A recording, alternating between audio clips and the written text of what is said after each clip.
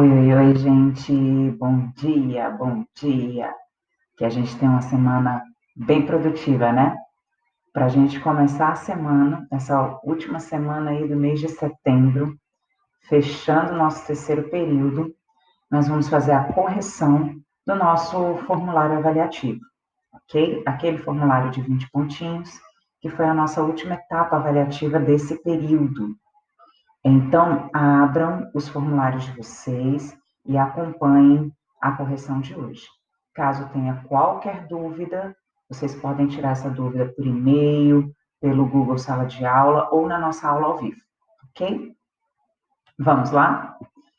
Então, olha só, gente, deixa eu só mexer o videozinho, vamos ver se atrapalha menos aqui. Eu acho que sim. Queridos, aqui nós temos uma carta argumentativa já na nossa primeira questão. Essa carta foi tirada lá da Unicamp e nós chegamos a trabalhar essa carta argumentativa em uma das nossas aulas ao vivo sobre todos os tipos de cartas argumentativas por aí. E essa daqui a gente tem uma carta convite.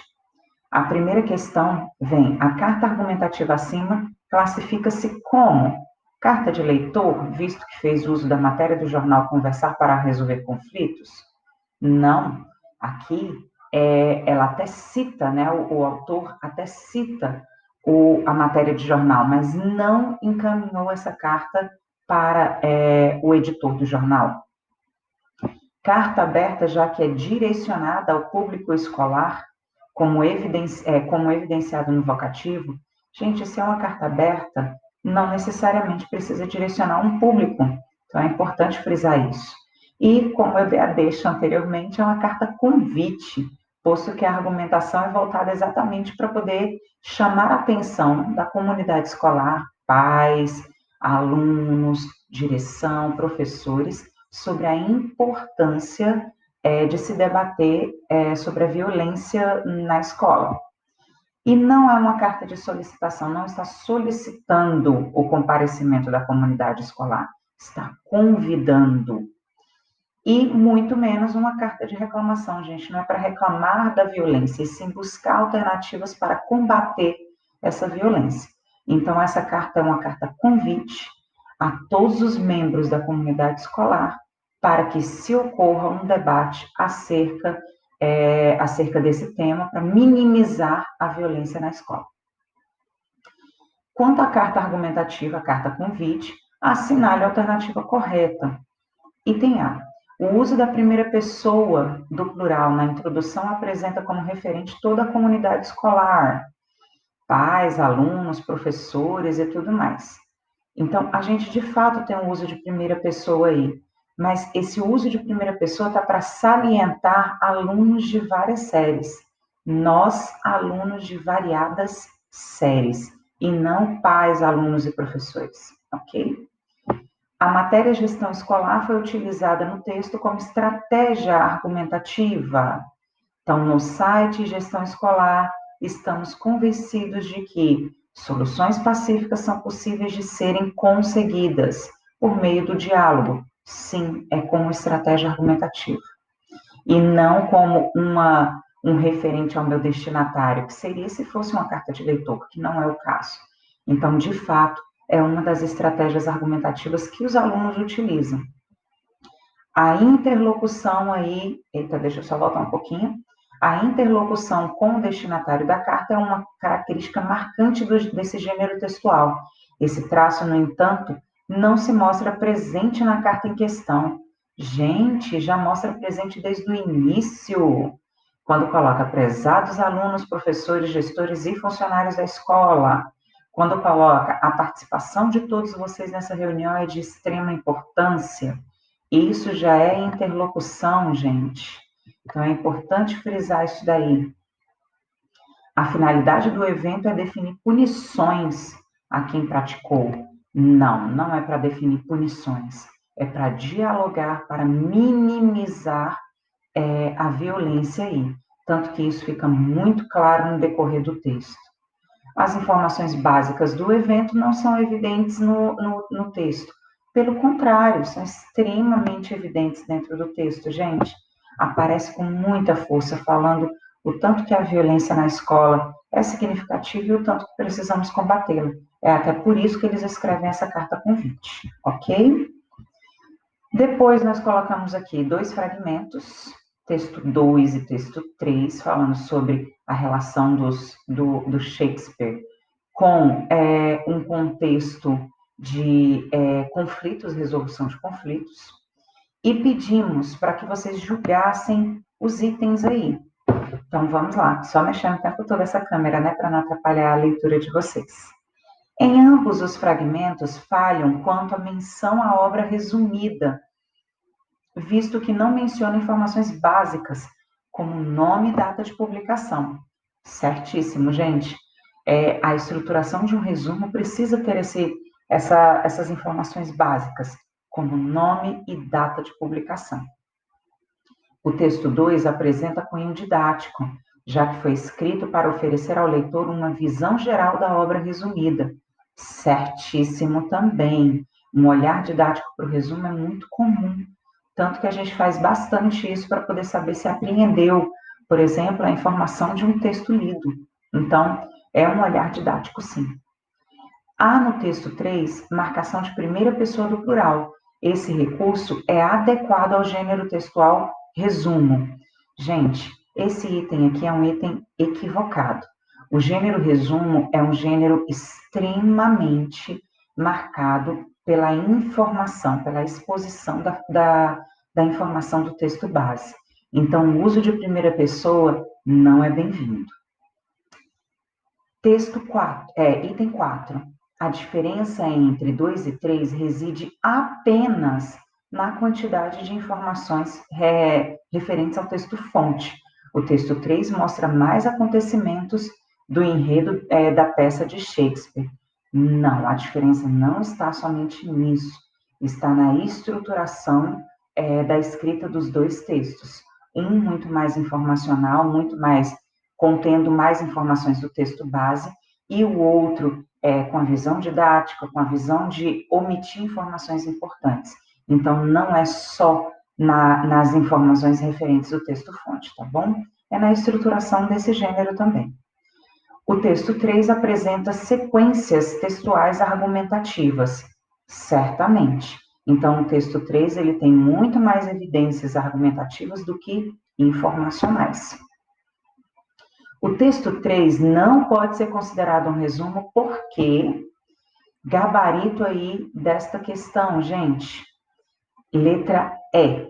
Apresenta opiniões pessoais sobre o texto-fonte. Espera-se que aquele que ler essa obra não se apaixone apenas pela beleza poética do texto, mas principalmente reflita sobre as várias lições solicitadas bem brilhantemente por Shakespeare. Queridos, resumo não tem opinião do autor resumista. Isso não é característica de um resumo. Resumo vem somente com a seleção, o elencar as informações primordiais do texto-fonte, sem marcações de opinião do resumista. Isso é típico do resenhista. Por isso que o texto 3 não pode ser considerado um resumo, ok? Aqui a gente tem uma carta aberta à mídia sobre o tratamento das vítimas de violência de gênero. Essa carta aberta foi produzida pela Marina Russi, eu acho que é assim que pronuncia o nome dela, no dia 6 de agosto de 2020, ok? Então, temos aí uma carta aberta não tão extensa, nós pegamos um fragmento dessa carta aberta para vocês, e aqui a gente vai trabalhar elementos desse gênero textual e ao mesmo tempo da interpretação. Deixa eu subir o vídeo para não prejudicar aqui. Pronto. O título do texto, a respeito dos aspectos textuais e da interpretação do texto, o título do texto apresenta propositalmente a quem ele se destina. Está propositalmente aí? Carta aberta à mídia sobre o tratamento às vítimas de violência de gênero. Esse é o título. Queridos, item corretíssimo. Então, essa carta está direcionada à mídia. A autora apresenta em seu texto uma reflexão sobre o papel da mídia e a necessidade de expor menos a vítima e mais o agressor. A lupa investigativa é constantemente colocada sobre a vítima e não no agressor, o que gera revitimização de quem sofreu abusos. Certíssimo, isso está lá no subtítulo dessa carta aberta. A linguagem do texto é formal e objetiva, o que dificulta sua leitura e compreensão. Gente, a linguagem ela pode até ter aí uma objetividade, mas ela não é totalmente formal e isso não dificulta a leitura e a compreensão. Então, item equivocado. A autora menciona leis e utiliza exemplificações como estratégias argumentativas. Certíssimo. Item perfeito. E foi uma boa estratégia argumentativa da autora. Por ser um texto destinado à imprensa, seria mais apropriado que a autora escrevesse uma carta pessoal. Nada a ver, gente. Pelo contrário, é até interessante que se escreva uma carta aberta, mesmo dirigida à mídia, porque isso afeta não só a mídia, mas o discurso de tantas outras pessoas no dia a dia, que estão acostumadas a falar da vítima, revitimizar, do que falar do agressor, que foi aquele que de fato cometeu esse crime. E aí a gente potencializa com a lupa o papel da vítima, mas não potencializa o crime cometido pelo agressor, ok? Assinale a alternativa que apresenta a ideia central da carta em questão. Amores, vamos lá, a ideia central, a ideia primordial da carta em questão. Deixa eu puxar o videozinho para cá. O papel da imprensa em noticiar esse tipo de caso é essencial, pois leva ao conhecimento popular vivências cotidianas das mulheres, antes relegadas à invisibilidade e naturalização social. Contudo, preocupa a forma como tais eventos são muitas vezes abordados sem preocupação com a revitimização das mulheres, excessiva exposição de suas imagens e intimidades, bem como o reforço de estereótipos de gênero e questionamento recorrentes da credibilidade das denúncias. Então, amores, gabarito dessa questão, B de bola, que vem aí a mídia ocupa um papel especial relevância em nossa sociedade. Por isso, deve tomar mais cuidado com a forma como trata o assunto e as vítimas em questão, evitando a revitimização de quem sofre os abusos.